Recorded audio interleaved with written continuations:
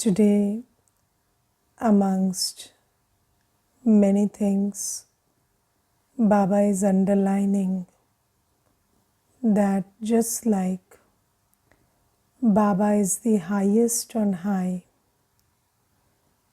but Baba is the simplest and the incorporeal and the egoless, Nirakari, Nirankari. So Baba says that we children also have to be simple, incorporeal, and egoless like the Father. Now you see, it is said it is very difficult to be simple because when we are body conscious, we are always trying to hide behind all the, this false appearances that we make, whether it is physical or even, when you are trying to make an impression that I am very intellectual or I am very knowledgeful. So all of those things we do because we are very body conscious, and these are like bandages that you have to tie around yourself so that nobody sees the real you.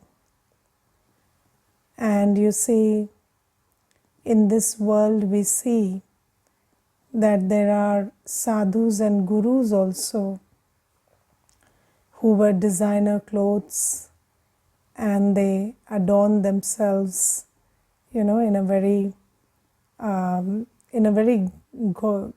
gaudy way, and they would just wear that and carry themselves like that. But if you look at Brahma Baba, now that we are in the Avyakt Mass celebrating the life of Brahma Baba, you see, Brahma Baba in his Lokik life, he was a very wealthy man. He was really wealthy and he had all the resources. And I remember I once saw a picture of Brahma Baba from his Lokik life, and he is wearing a suit pant in that, and he looks like a very somebody with a great personality, and not just personality as in the inner one, but the external also he carried very well. But when Shiv Baba entered and Brahma Baba started realizing who he is, what is his purpose, and everything that Shiv Baba shared, so Brahma Baba switched to a very simple lifestyle. And Brahma Baba always wore that kurta pajama or dhoti kurta, very simply clad.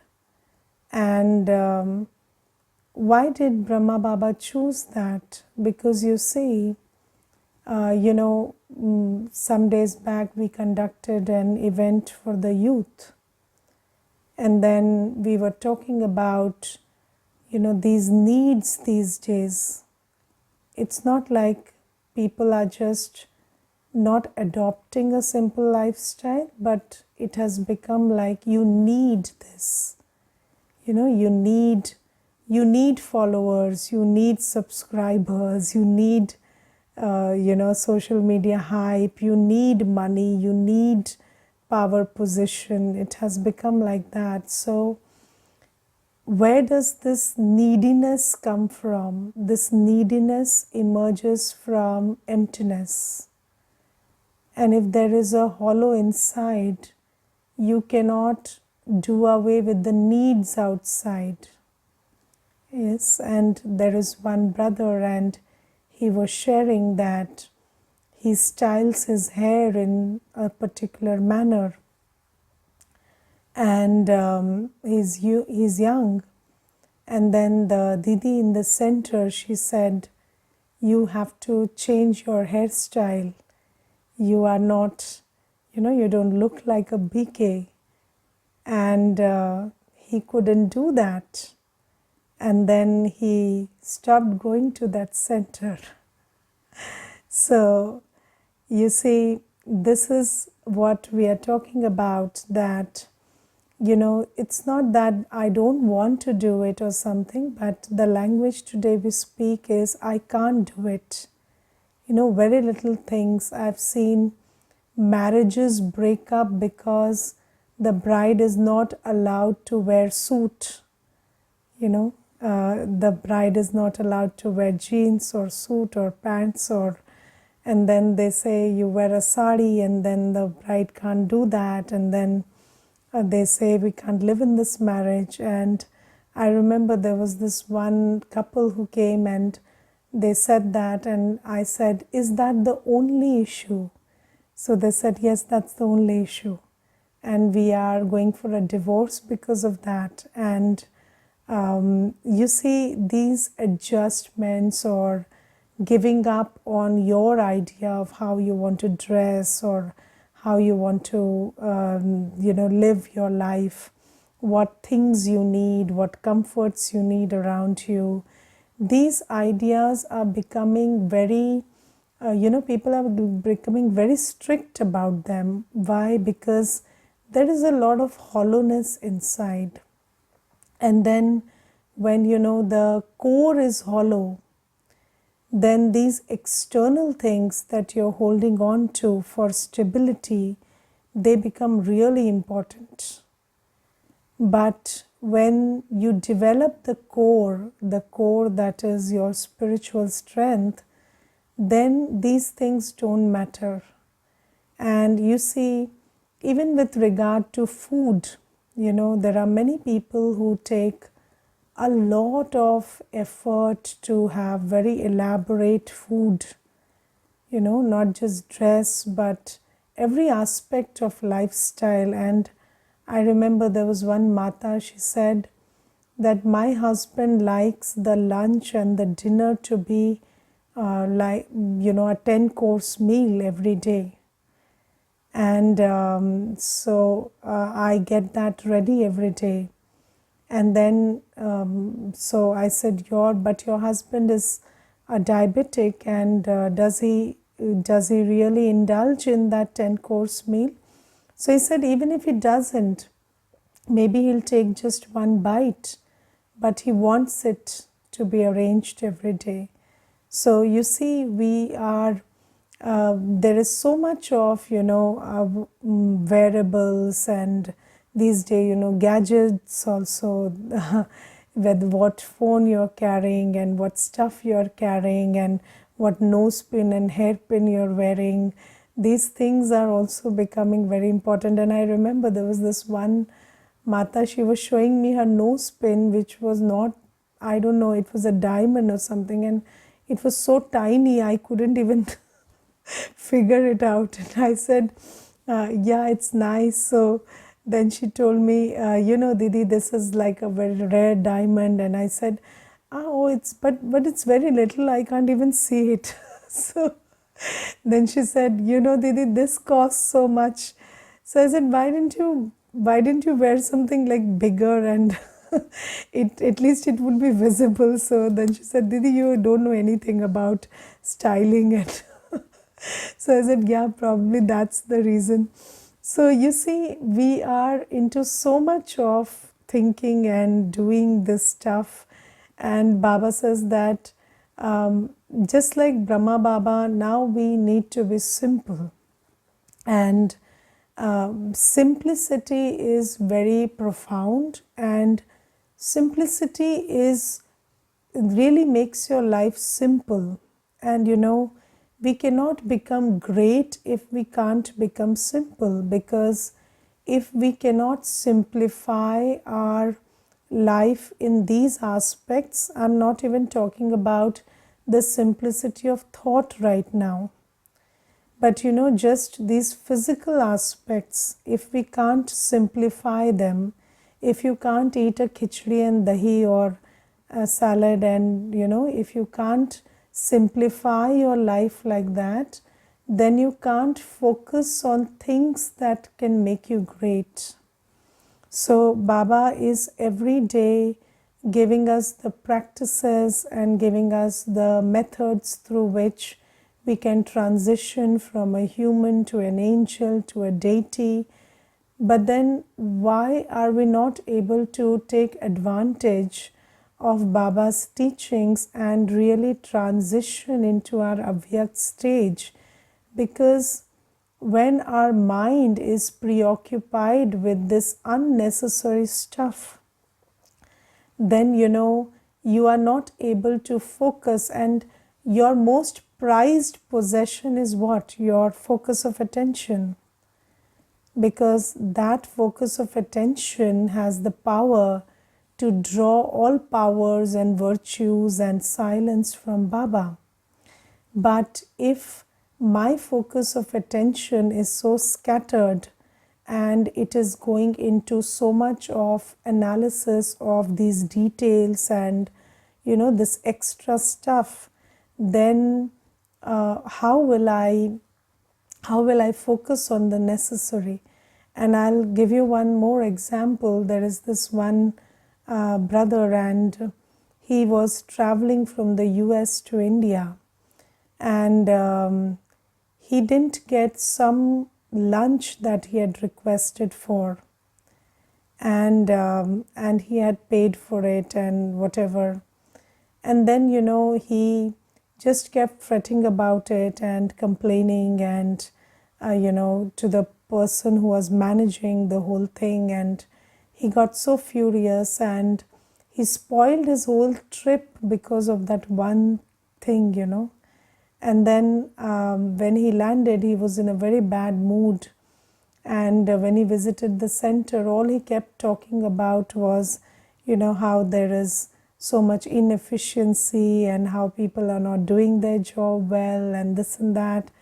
And I told him, you see, you needed a flight to fly from the US to India, and now you're here and the flight has served its purpose. And why are you so hung up on these little details that you are not able to focus on why you came to India? And then he said that I just can't get it off my mind, because you see, when you complicate everything, you pay too much attention and too much focus on these unnecessary details, then your mind is always cluttered with it. And you can't even understand that one lunch on a flight is just part of you coming from one place to another. But you have spent all that money and time and taken out this this phase from your life so that you can come and do something here, and then you're not able to focus on that. So Baba says that it's very important to keep your lifestyle simple. It's very important to keep your mind simple. You should have the capacity to let go of that which is not, these minor details, they really don't matter. But if you are, there is this language that people speak today, this was unprofessional, and this was this, and this was that, and this was rude, and this was not proper and appropriate. But even if it was not, it was all of that. It was inappropriate, it was rude, or it was whatever. But you cannot spend your life thinking about what is inappropriate and what is improper. And Baba says that that's why, because we have an aim in Sangam Yuga, and it's not a small thing. People in the world, they have very limited aims even if somebody has an ambition, they have a very limited ambition which just needs their time and some skill or something that they need to dedicate to it. But our aim is very unlimited, and our aim requires everything of us. Our thought, our attention, our time, our breath. It requires everything of us. And until and unless we simplify our lifestyle, simplify our thinking, we will not be able to do justice to our aim. And Baba says it's very important. And if I remember, there was this one person who once complimented that this particular brother, and that brother was staying in the center, and he just said that this brother has this beautiful quality that he's always light. I have never seen him fret about anything, and he just knows how and when to let go. And that is a quality, that is a compliment we all need. And that is something that should reflect in us. So we should be light in the physical way in which we conduct ourselves. So there shouldn't be a lot of should be like this, should be like that, and it should be simple. And then the other stuff which is also in the mind space, we have to let go of the unnecessary details. But how do we do that? The only way to do that is to be full inside. Because when there is hollowness inside, even if you want to be simple, in the name of being perfect or meticulous, or in the name of being, some people just say, I just like to take care, or I'm not very, I'm not somebody who is careless about things. So in the name of all these things, you will start complicating everything if you are not full inside. So the most important thing is, with what Baba's teachings, we develop an inner core which is so full, so strong, that we can be simple, and simplicity is powerful and great, and we are able to have that virtue in our life. And then Baba says that Baba is incorporeal and egoless.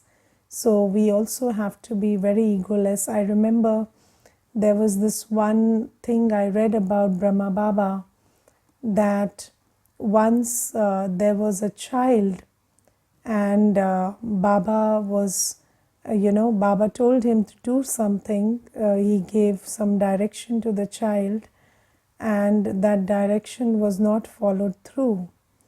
And when Brahma Baba asked why didn't that happen, then he just snapped and he said, I have a lot of work, and you don't understand. You're giving work to somebody who already has work, and then you're not giving it to the other person who is sitting. And he just snapped.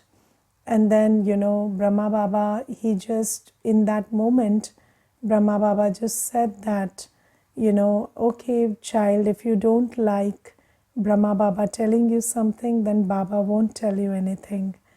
And Baba did not mind it. Baba did not take offense at it. And he just, with a lot of humility, he said that if the child doesn't want instructions, then Baba won't give it. And in that moment, that child had a turn around, and then he said, no, Baba, I'm sorry, and I shouldn't have talked like this. So you see that in this world, most things are not happening because of the war of ego. And one person in a fit of ego, they say something, and the other person says, okay, then I'll show you how you don't do it. And then they also start, then that whole ego battle starts. But then Brahma Baba didn't have that ego, and he just, when somebody showed their ego, and now when we think about it, Sometimes you feel that maybe in Brahma Baba's time everything was perfect and children were very well behaved and they would never do such a thing. But it's not like that, when uh, the tendency of a human being is that they tend to be themselves, be their sanskars whenever they are in close relationships. And in when you're living the life in the yagya, then obviously you are in very close relationship with seniors, be it seniors or be it Brahma Baba. And then you forget that these are my sanskars. You start justifying everything and being rude and all of that stuff. So I just shared that incident because I want you to know that these things happened when Brahma Baba was there in his sakar form, and children did not have the boundary about what to say, what not to say then also. And it was not easy for Brahma Baba to be Brahma Baba. So he was Brahma Baba because he was great. So, Brahma Baba is Brahma Baba because he is great. And even in the face of somebody showing ego, Brahma Baba never went into that clash of ego. So he never said, I am the senior most here and how dare you not listen to me. So he never spoke that language, or that was not his personality. And because of his egolessness, so you can only make the other one that which you are. So if you have a problem with somebody's ego, you cannot teach them humility by showing your ego. Sometimes you think that, and please double underline this, because sometimes, sometimes what this is Ravan's programming, that we think that by going into a war of ego, I will be able to teach somebody humility, and but it never happens like that. You cannot be the instrument to teach that which you don't uphold. So you want somebody to be egoless, you want somebody to learn humility. The only way to teach that is by being humble yourself. And if somebody is showing their ego and you are going into that war of words, or you are going into how dare you, I'll show you, then you cannot teach them egolessness or humility ever. And this is why, and it's not leaving an impact on somebody or inspiring and influencing somebody with your virtue is not an overnight thing. It takes time. It takes maybe, somebody will learn the lesson in 10 years, 15 years, but you have to uphold that virtue forever so that it creates an impact, however, however delayed or whatever. So Baba tells us that just like Brahma Baba was a living example of how simplicity and egolessness and looks like in action, we children also have to be like that. And I remember there was this one episode where there was somebody from the Lokik world, somebody who was a big shot, and then they had gone to Madhuban. And when they went to Madhuban, something happened on the gate, and at the entrance, that person was not happy with the way he was greeted. So maybe the guard didn't stand up or something like that happened, and then he got very offended. And Prakashmani Dadiji, after the Murli class, she used to be sitting in the courtyard. So she never went to her room, and it was not like somebody had to take an appointment and meet her. No, she was there in the courtyard greeting, everybody, Om Shanti. And that was Prakashmani Dadiji's way. So she would be sitting there and saying Om Shanti to everybody. Even if somebody didn't know her, she would be giving the greetings. So then Prakashmani Dadiji saw that there was something happening on the gate, and then she went and she saw and looked into the matter. And when it was revealed, that officer, he came to know that this is the chief of Brahma Kumaris, and she has just come hearing a sound, and she has come and she's apologizing, and she's saying, so he was so embarrassed with his own behavior. He said, I really behaved very badly. And so he saw that these people don't have any problem with saying sorry, or these people don't have any issue with, even if they didn't make a mistake, they could say sorry. So that was humbling for him. And that brother, he then had a very good experience in Baba's home. And these are examples of how Baba and Dadi, they have been embodiments of egolessness. And Baba says, we children also have to be like that. And I remember when I came into Gyan, so Santosh Bhai was in Gyan earlier, so I asked him one question, and I said, will your Dadi, because she was his Dadi, not mine until then, so I was talking about Janki Dadiji. So I said, will your Dadi be, if she is not wearing the white clothes and she's not wearing the badge, so if somebody meets her just on the street, then will she be able to create an impact on that person? And then he said, absolutely.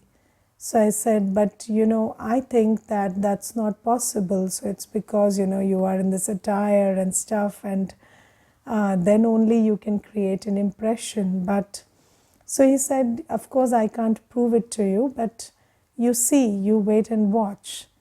And then I observed slowly, gradually, and I felt that when I met Dadi, so I was not and I did not have the sanskar of being impressed or being in awe of somebody. So I was not impressed by she being who she is, but it was pure vibrations. And it was when I met Dadi, I could feel that this is somebody, and this is somebody who is unique and pure and elevated, and you could feel it with the vibrations. And after maybe 5 years, I told him that yes, people can introduce themselves with their vibrations. They don't need this other stuff. And this is something that you need to experience. And this is something that we need to uphold, because Baba says angels will not have physical introductions. Yes, so if you are an angel, you will not be wearing a badge or a, it will not be something external that will give your introduction that you are an angel. You will be an angel because of the way you vibrate and the way you make others feel and the way you create an atmosphere. And Baba says it's very important that we start letting go of these these crutches, these external crutches which we are taking the help of to feed our ego and think of our greatness. And we must start focusing on developing the inner self so much that you can be an embodiment of simplicity and egolessness, And when all of this other stuff is less, then your inner being will shine. And then, that inner being will have an impact, because sometimes, these days, because, even as an organization, we are not small. So we are creating an external impact also, external personality, but we need to really introduce ourselves with our vibrations and our angelic stage. So this is something that's very important in the Murli today. And then Baba today says that you are serving Bharat and you are the ones doing true service of Bharat, true alokik service of Bharat. And the only service, the only true service, you see, these days the government is talking a lot about Swarnim Bharat. So, we are talking about the golden Bharat. But can you make Bharat golden without being pure? So, you see, it is said that no problem can ever be solved with the same consciousness with which it was created. And Bharat is in a depleted state today because of the impurity of us souls.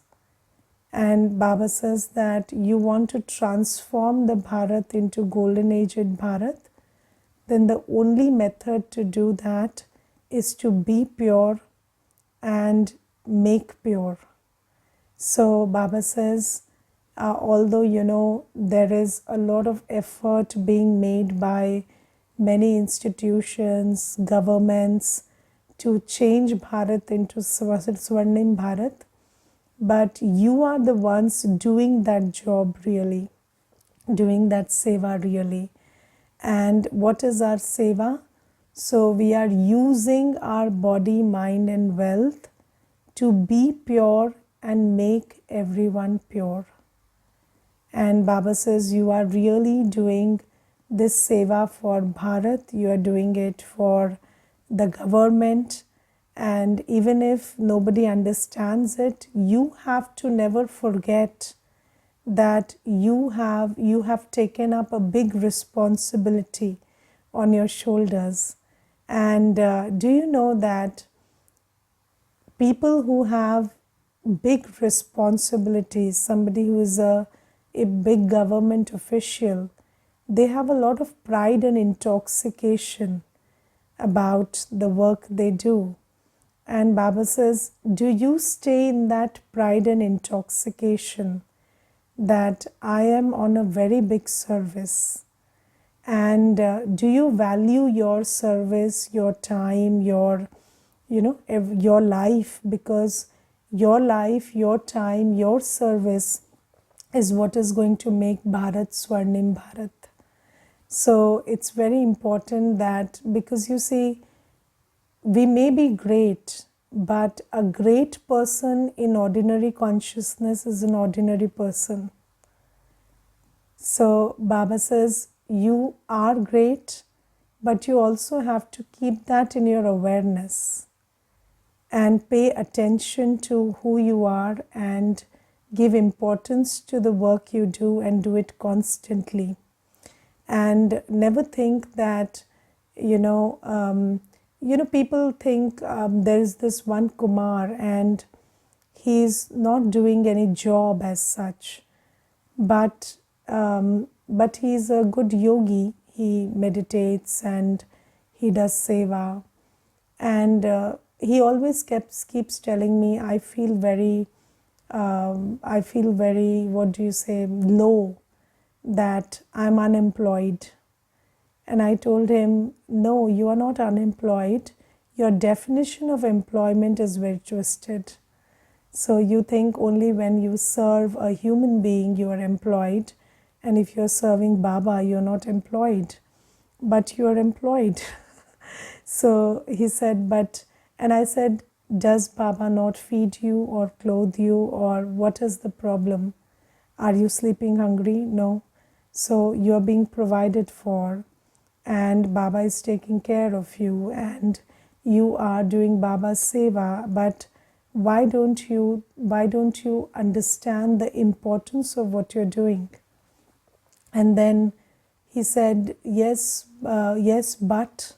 So I said, you see, this is the problem. You may be great, but then if you don't understand what is great and what is ordinary, then you are as good as ordinary. So Baba says, you must take a lot of pride in, and you must stay in that intoxication of who you are. Even if nobody else understands who you are and what is the work you're doing, you must never forget who you are and what is it that you're doing. Okay, Om Shanti.